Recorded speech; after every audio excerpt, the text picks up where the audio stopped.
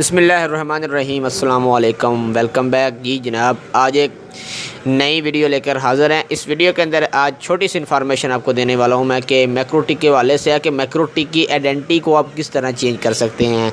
ठीक है जनाब, ये आइडेंटिटी आपको ये नज़र आ रही है यहाँ पर, ये देखिए यहाँ पर मैक्रोटिक लगा हुआ। आप इसको किस तरह चेंज कर सकते हैं, चलिए सिस्टम के अंदर चलते हैं बिना टाइम वेस्ट किए। मैं कोई टाइम नहीं ज़ाया करने वाला, तो चलते हैं जनाब, सिस्टम के अंदर जाते हैं। सिस्टम में अंदर जाने के बाद आपने आईपी में जाना है। उसके बाद आपने सिस्टम के अंदर जाना है।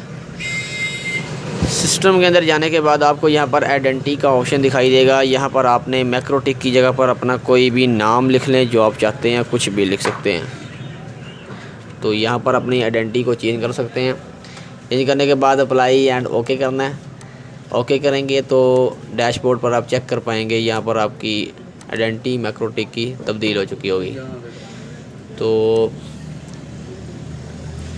ये देखिए यहाँ पर आइडेंटिटी आपकी चेंज हो चुकी है। ठीक है दोस्तों, तो ये इन्फॉर्मेशन, ये आपका काम जो है वो कंप्लीट हो चुका है।